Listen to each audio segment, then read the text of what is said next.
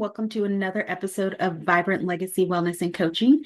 And today we have our amazing guest, Kate. She is a certified coach and founder of Follow the Dopamine. And I will let her tell you a little bit more about herself and what type of coaching she does. And welcome, Kate. Hi, thanks for having me. Yeah, as Elsa said, I am a certified coach and a mindset mentor, and I have a company called Follow the Dopamine. It's a company that's built around the idea of helping those of us who feel like we have brains that maybe don't fit into societal expectations. Things about us have always made us feel different about ourselves, and sometimes we take those things and we internalize them and we make them bad things about ourselves. We make them say things about ourselves and all of the fun, like the inner stories that we get going on. And so what I do is I help people notice those patterns for themselves, notice some of the mental stories that are going on, and give them power to change them in ways that work for them. I'm all about working with your specific brain and not working the way that maybe society says one quote should work.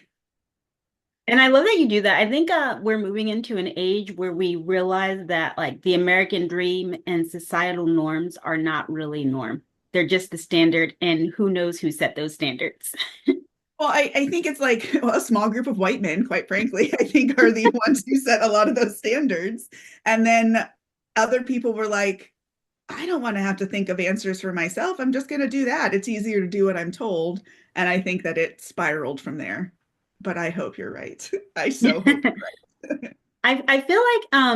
I feel like yes and no. Well, I definitely feel like that's what everything is based on because like even when I took psychology classes in college, before like I'm part of my undergrad program and part of the program that I'm in now, we always talk about that how this test is inaccurate because it doesn't fit women, it doesn't fit all men, it fits a very small specific group.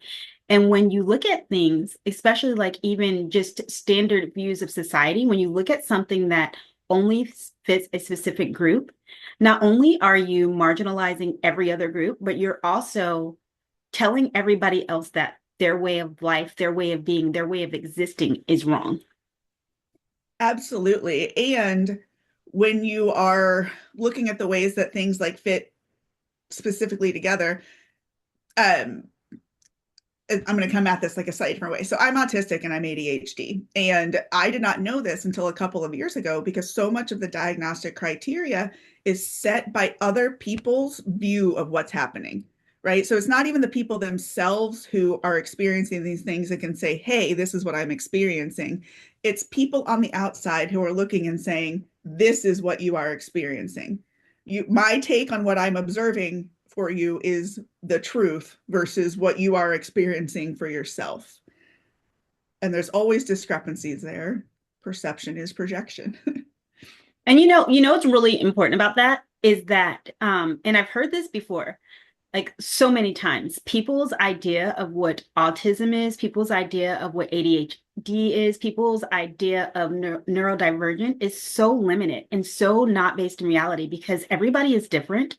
The Mhm. way that everybody experiences each of those things are different. And I think that that's really important to note because for example, I am a person who likes to multitask just because that's who I am. Like if we want to look at human designs and things like that, I'm a manifesting generator. And those Yeah. type of people just we need to multitask to survive. And it's funny because I actually had someone tell me this particular person is ADHD themselves or was diagnosed with ADHD. And they were like, if I didn't know better, I would think you're ADHD. I said, I'm not ADHD. I can concentrate on one thing, but why would I? Like, that's just me. And it's like their idea is what they've been told. And I'm like, even from what you've been told, are you even sure that you're ADHD? Because I feel like, maybe if that's the only way that you can view it, maybe you should get a second opinion and make sure there's not something else going on too. Well, I think part of that is that there's a common misperception about what ADHD means. And it means like a lot of people think it means you can't focus. That's not true. What it means is that our nervous systems are interest based. So we need things to be novel, urgent, or interesting or competitive for our brains to produce the chemicals that we need to be motivated to do things. So we can focus. We can focus incredibly on the things that interest us, on the things that we want to be doing. It's we cannot focus on the things that we find boring unless we can find workarounds and ways to make it interesting for ourselves.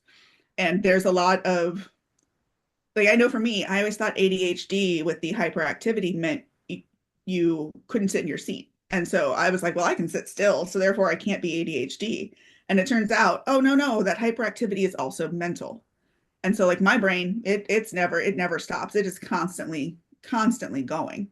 And learning that, like, we've started out with ADHD was only for little boys, and that people grow out of them, boys grow out of it. Girls cannot get ADHD. Now we know that that is absolutely not true.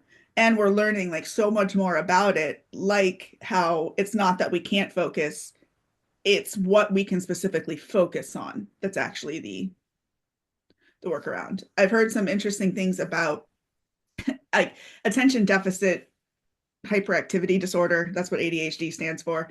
It's not really an accurate description for what No. we're finding out it is anymore. I agree. And I do remember, I recall, and I think this is definitely you and I talked about this when we weren't recording, a generational thing. It's not just the way they classify it, but how they classify outside of what their thoughts process were. And we come from a certain generation where boys and girls could both be in the classroom reacting the same way. And they would easily and quickly say, oh, he has ADHD and excuse his behavior. And then the girl would be a behavioral problem, even though she's doing the exact same thing he's doing. But because she was a girl and ADHD didn't exist for girls back then, Mm-hmm. she was a problem. Yep, because boys will be boys, Mm-hmm. which means they can get away with doing anything because they're just being boys. It's so funny because like I feel like there's such a huge shift now and we're starting to notice it. And I think that that's why your coaching is so great because you're looking at those shifts and looking at how we perceive things because I also think the same thing with autism. Like I have a friend who is autistic and when she mentions it people are like no she's not. I'm like she literally is. I get that a lot, Well, yeah. she's so smart. What does that have to do with being autistic? I'm confused.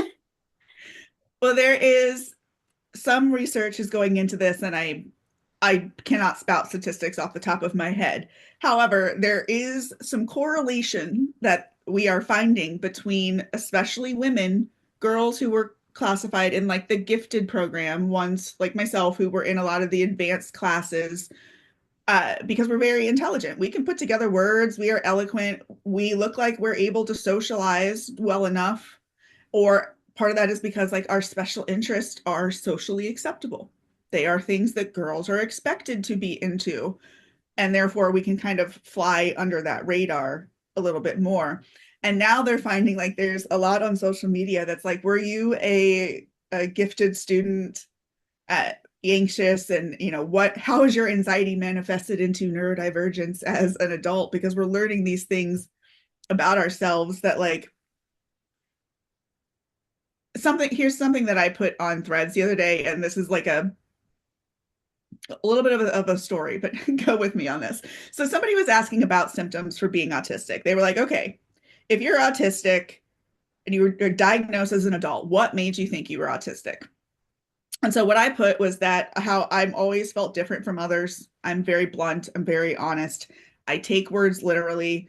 I often think that I'm too difficult for other people. I have a very rigid moral code, like for myself. I'm a very ethical person. I have fantastic pattern spotting abilities. The details, they are what tell me the big picture rather than weighing people down or weighing down like other people experience. I have an ability that I read energy. I can read the energy of a room. I can read the energy of people.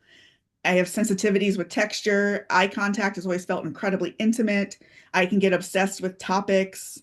I struggle with change and transitions, and I'm very much an animal person, especially cats.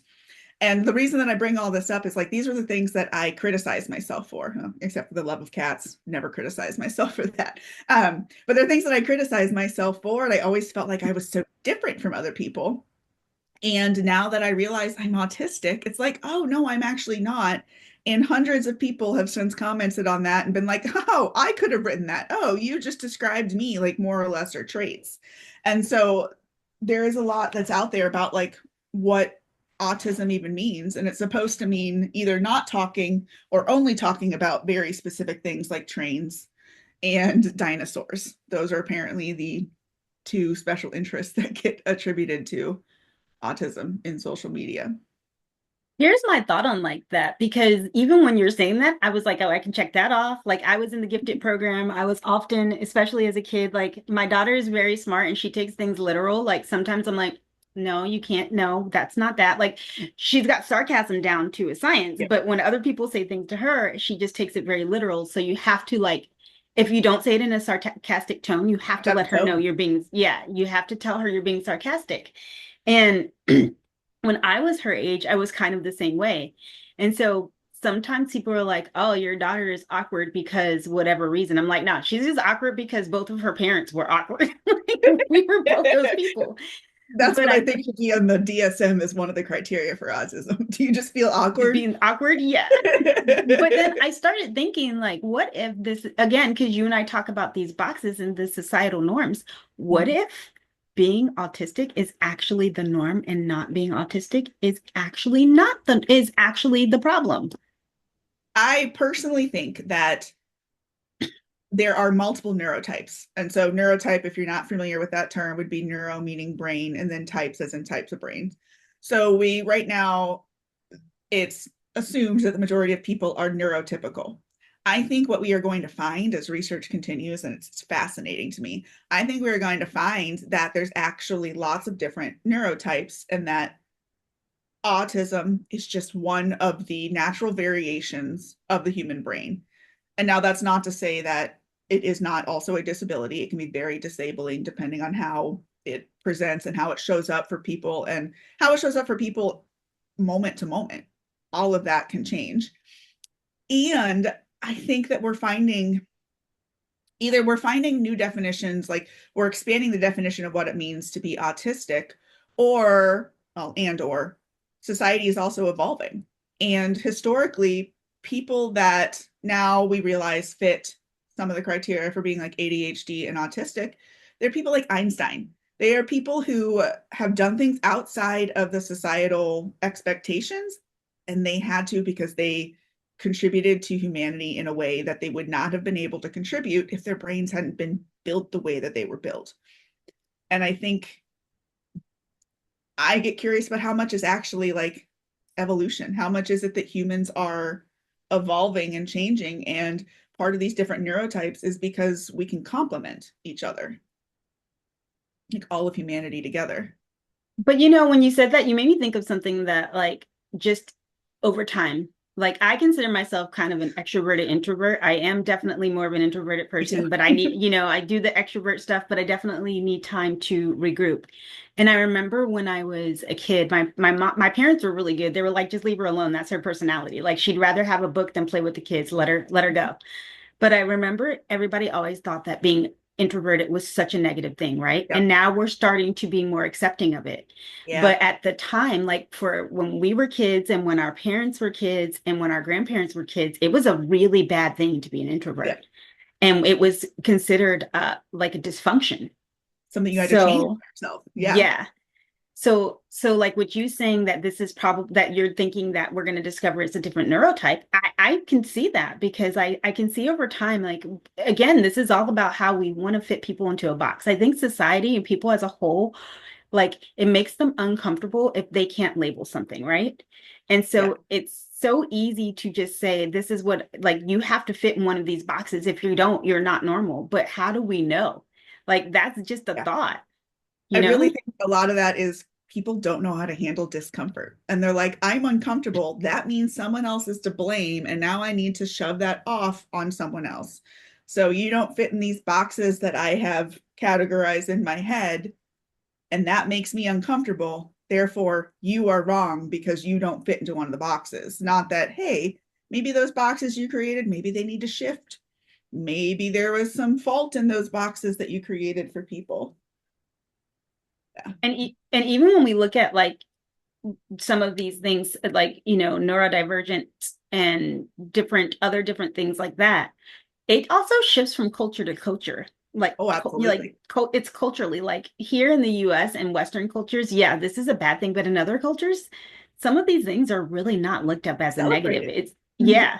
And our normal American Western type of personalities, those are looked at as negatives in a lot of cultures that are outside of us. Yeah. And like for us here in America, like part of it is capitalism. And capitalism is always do, produce, produce, produce. And if you're not doing and you're not producing, you are not a contributing member of society. And there's just a lot of emphasis placed on that in our culture that I think is to the detriment of, well, everybody, but Agreed. especially neurodivergent people. And I have a friend who is what was diagnosed earlier this year with neurodivergent, right? But like being neurodivergent. And as she starts to go through the motions of therapy, and the therapist is telling her, well, this is normal. I don't know what you're talking about. You're fine. Like I'm sorry, her, what do you mean by diagnosis neurodivergent? well, so she started going to therapy Mhm. and she kept saying, I think something's wrong. I think something's wrong. I think Yeah. something's wrong. And then her therapist was like, nothing's wrong. I just think you're neurodivergent. And so that's what I Gotcha. mean by diagnosed. Yeah. Okay. And so then after she started working with the therapist is like, there's nothing wrong with you. Let's just work through some things of how you can make yourself more productive or be okay. And I think about after 3 months, like her whole perception changed. And like, Yep. I don't think any of what she's done has changed. Like how she interacts has changed. Her perception has changed because this whole time her family was like, there's something wrong with you. People at work were like, there's something wrong with you. And I was just like, I don't really see anything wrong with you, but okay, like maybe you should go get some therapy and see. And Yeah. as soon as she started doing that, I would say definitely about 3 months in, she's like, I feel great. And I'm That's like, beautiful. but you're not doing anything differently. You just see yourself differently. And, now she doesn't feel like she's awkward. She doesn't feel like she's out of the box. She doesn't feel weird. And she's like, this whole time, I just thought something was wrong. She was like, I there's love that nothing so wrong much. with me. No, So and that's exactly what I do with my coaching, right? Like it's not therapy, it's not diagnosing, it's not anything along those lines. And what I do is help people have that mindset shift about their perceived weaknesses and strengths because that's exactly what it is. We can choose to look at our weaknesses or we can choose to look at our strengths and celebrate those. And too often we're told to look at our weaknesses and to fix ourselves. And the thing is, we're not broken. We just function differently. And it's a matter of figuring out for ourselves how that's going to work. Like life is trial and error. And being neurodivergent, especially, means trial and error to figure out what's going to work for you and what isn't. can you explain to some of our audience that doesn't follow us as much or maybe doesn't know, can you explain and go a little bit more in depth about neurodivergent and what that means? Because Oh, I feel like people throw that word around and that they don't always understand what that means. I would absolutely love to. And that's part of why I asked about what you meant by the diagnosis for neurodivergent, because where I want to start with that is that neurodivergent in and of itself is not a diagnosis. It is an umbrella term. So neurodivergence is an umbrella term, meaning it encompasses all sorts of conditions like autism, ADHD, but also OCD, um, trauma, if you have brain trauma or PTSD, CTPSD, anything that changes the structure of your brain or changes your brain and makes it diverge from the societal norm is grouped together underneath this neurodivergence umbrella. So, what that means is if you are autistic, like myself, I'm autistic and I'm ADHD. And so I will say that I'm neurodivergent because it encompasses all sorts of different conditions that fall underneath that umbrella. And along those same lines, neurodivergent is a single person. Neurodivergence is about the act of diverging. So it's more like a condition. And then neurodiverse is a term meaning it's a group of people with different types of neurotypes. So individual people cannot be neurodiverse.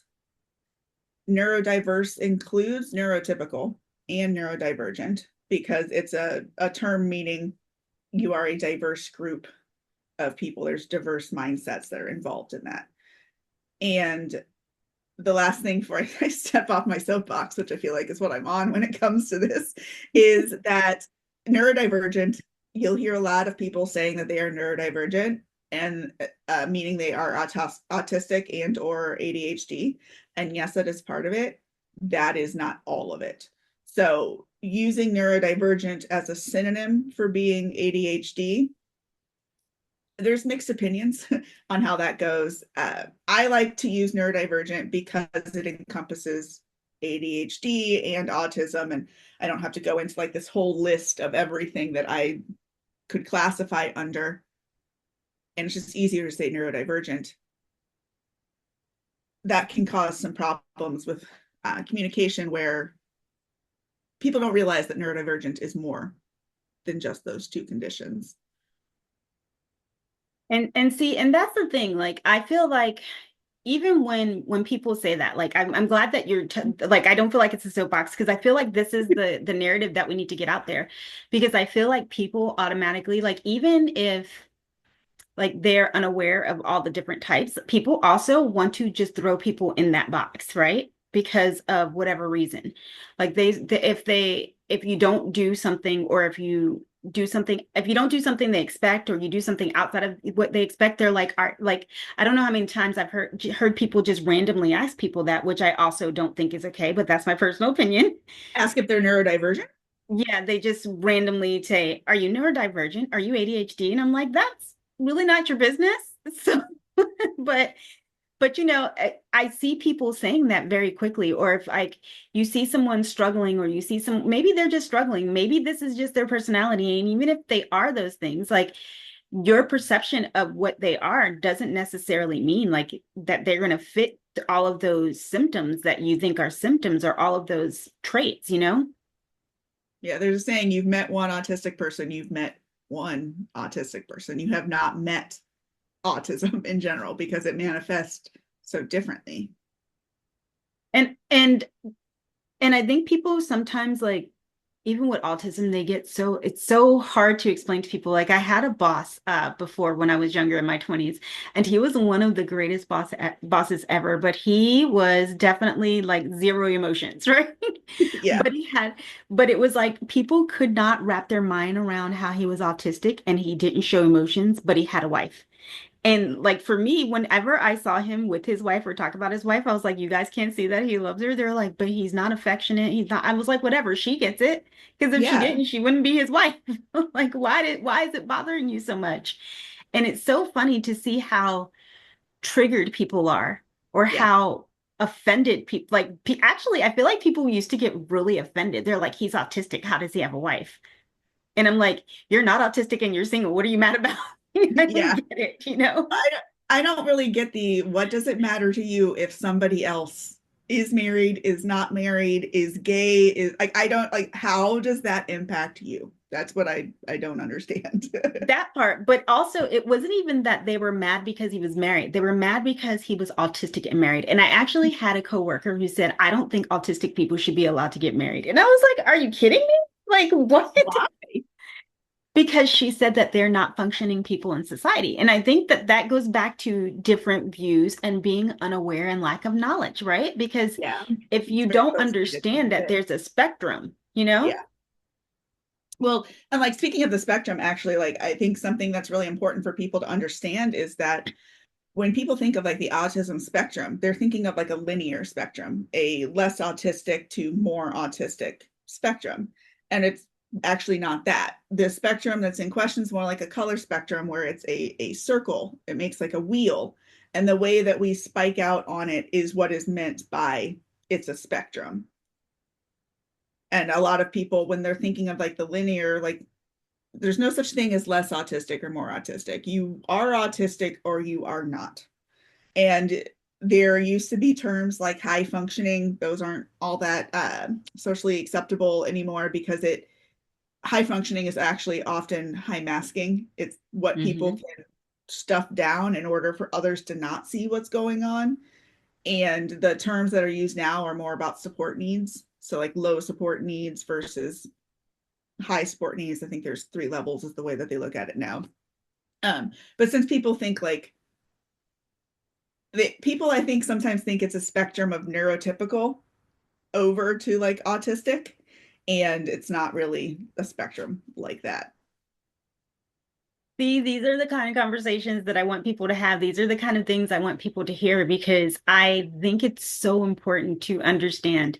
And again, this goes back to you and I are always like since we met, we always talking about those boxes. And like it's such a like I think personalities and just like humans, we're so complicated. Like we don't even understand ourselves fully, our bodies fully, but we want to put ourselves and each Yep. other in these boxes.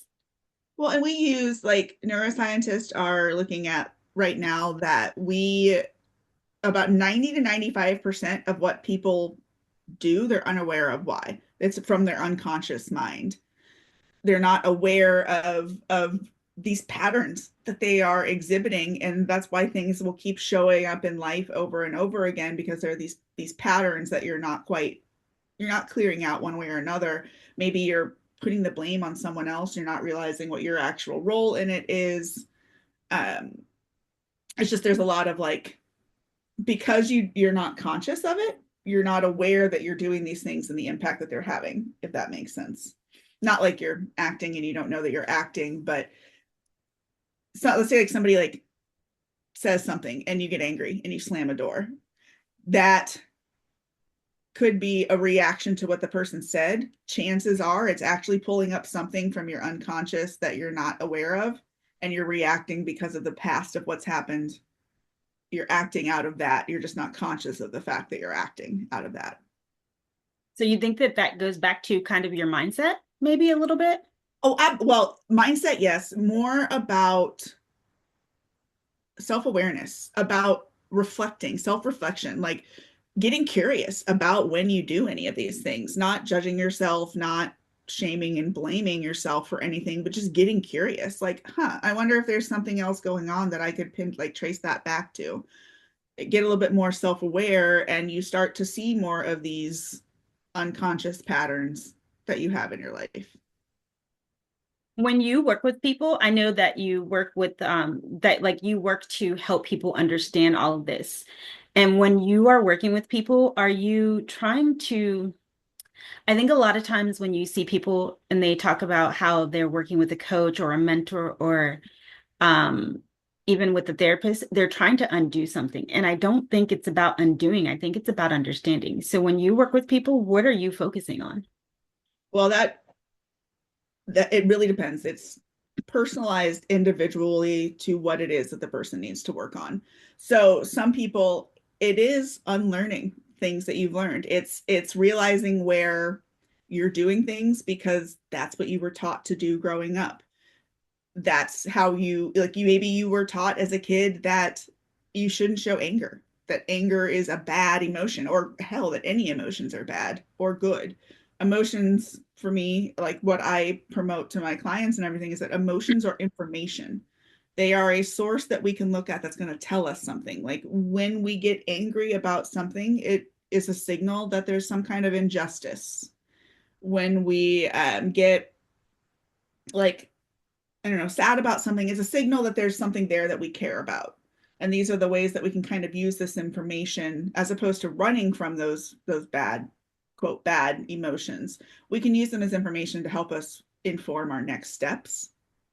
And so that's part of what I will do with people, to help them understand what happens when you get a really strong emotional reaction to something. Like especially when you're on the, like when you're autistic or ADHD, there's a lot of, like, I'm trying to think of how I want to word this. Your senses are already kind of inflamed. It's just the best word that I'm going to have for it right now.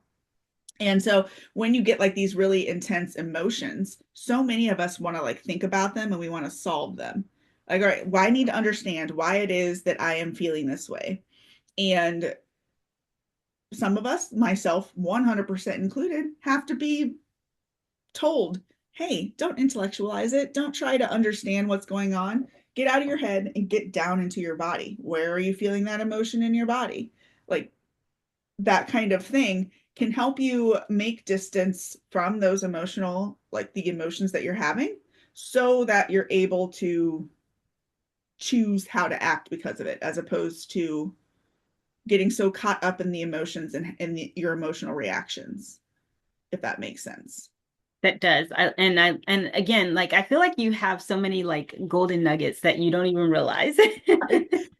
I And feel like because it's a bit of an ADHD conversation. Like I'm just my brain is all oh over. no, it's okay. I always listen if anybody that's always tunes in, I kind of always just jump all over the place. Actually, I'm about to jump somewhere right now. So I don't know if you've noticed there's a trend right now. Everybody's talking about rewiring your dopamine and changing it. And like I just want you to talk about that a little more because everybody, like some of the things that people are saying, I'm like, what are you talking about? And then some things you're like, okay, yeah, that makes sense.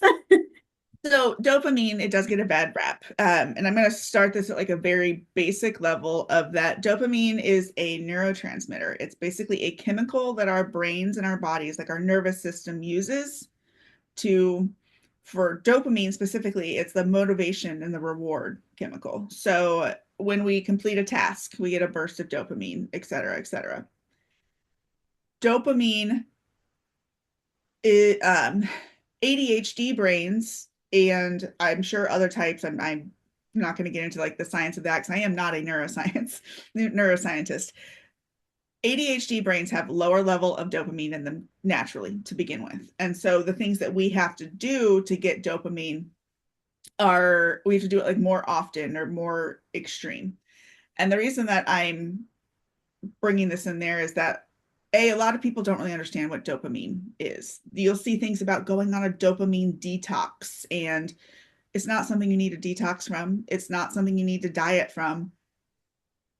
The way that I'm going to equate it right now is like think of like a food, right? If you eat a piece of fruit, you get fructose, you get sugar, and you get fiber and whatever. You get all the stuff from eating that fruit that is good for you and more sustaining.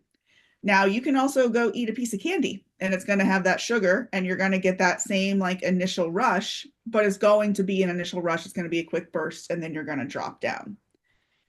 We get dopamine similarly. So anytime we're scrolling on our phones, anytime we are like looking at social media, anything along those lines, we're getting hits of dopamine as we go through.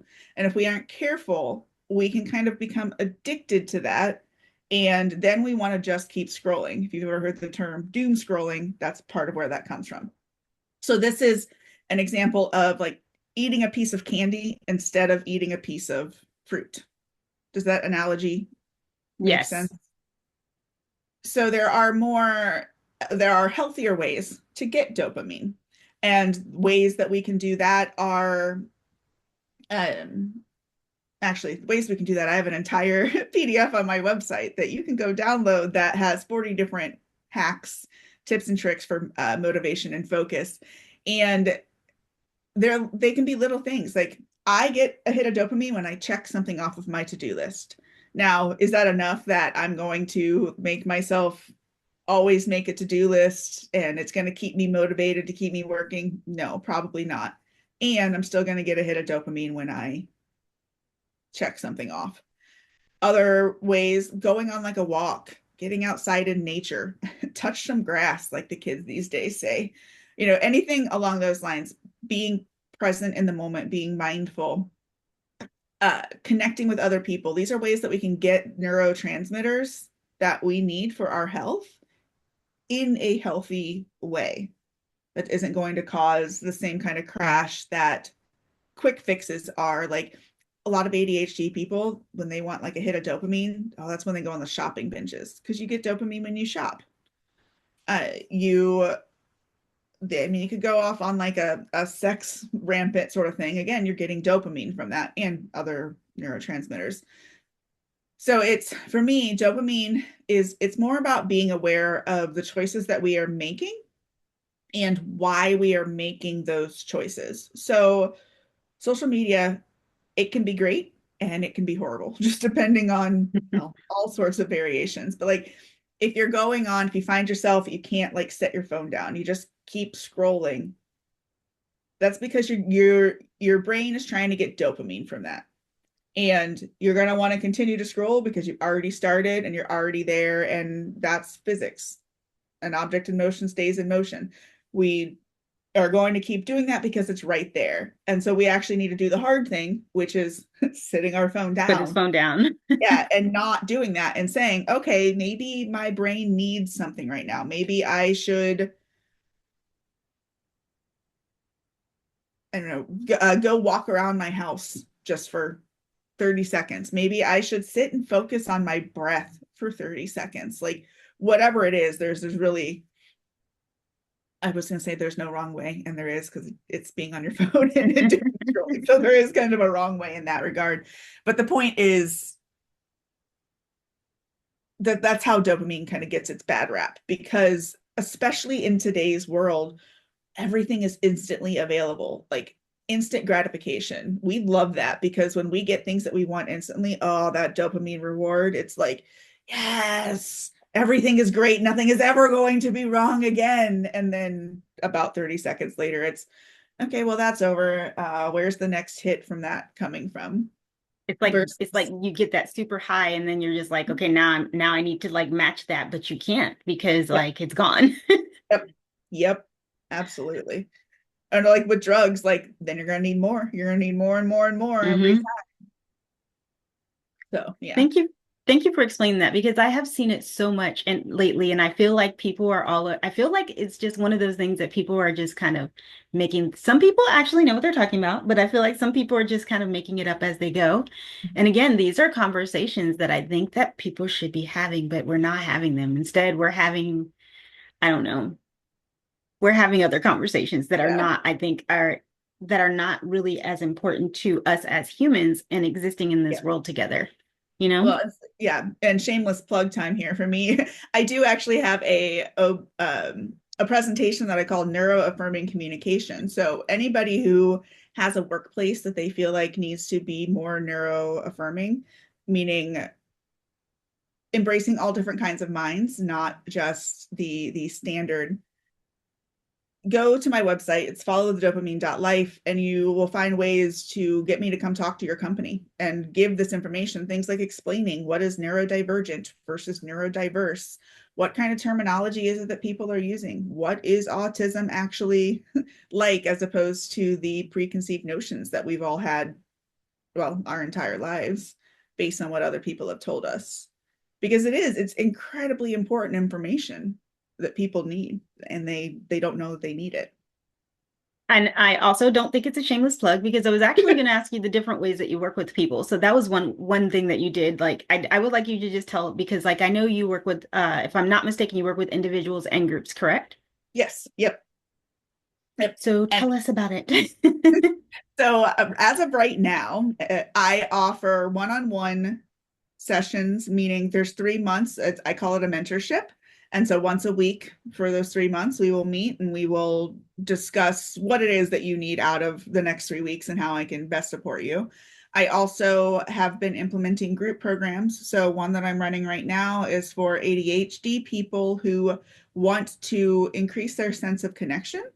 And so once a week, this is a 6 week course. Once a week, we get together for an hour and a half on a Zoom call, and we go through the exercises that I have designed for us, depending on what the topic is that week. And like last week, we were talking about uncovering strengths. So similar to what you and I were talking about earlier when it comes to learning what your strengths are and learning how to use them, like put your strengths first type of thing. That's part of what we talked about in the group session last week. And then the one that's coming up this week is about uh, challenges and how we can tackle the challenges with self-compassion and various information like that. I am also going to be rolling out one in early 2025 that will be for late diagnosed autistic people. We're finding more and more and more people are discovering that they are autistic now because we have more information out there. We can get on social media, we can see other people's experiences, and that time period after discovering that you are autistic and or ADHD, oh, that's such a it can be such a hard time period. Your brain is getting busy with re-examining everything from your past life, like everything that you've had in your life up until then, with the new lens, with this new understanding of the diagnoses that you have. And I'm going to be clear, I self-diagnosis is valid in my world. There's another one that we call peer reviewed, meaning if you've talked to a bunch of people who are it, and they can kind of be like, yeah, you might want to go look at that. I call that like a peer review diagnosis. Like those are all valid. A lot of people think there has to be a formal diagnosis for it to be valid, and unfortunately, formal diagnoses they're very cost prohibitive for a lot of people. Mhm. So it's not exactly like it's all great and dandy to say you need to be officially diagnosed. It's just, we're not going to give you any way to actually go do that easily. We're just going to tell you that you need to do it. Yeah, so I have that will be coming out as a way to help people through that time period. It'll probably be another 6-week group course. And then I also am adding in an accountability coaching package for 2025. And so what that will be is quick 15-minute coaching sessions that you can have that are basically like a time for us to get together and say, all right, what is it that you're working through on your goal like right now? What is it that you want to be doing as your next steps? And a lot of people, especially ADHD people, need that external accountability in order to keep themselves motivated and to keep going on. So I'm calling it accountability coaching, where the idea is that it's 15 minutes of your time and you're getting together and you're talking about those things. And then you have to go do those things that you say you're going to do because now you're accountable to someone else for it. Me being that someone else is the coach. So that's another like way of one-on-one working together. And then I'm also going to be putting together a summit at some point. I'm thinking March 2025. That will be around how our brains are wired for wonder, no matter what our neurotype is. And I'm starting to dig through those details now. So I don't have much more at the moment to share with that. But those are the main things that I'm working on at this moment. And I'm always looking for new ways and new things to do. So there's no telling in a couple of months what I will have. It'll include those and more.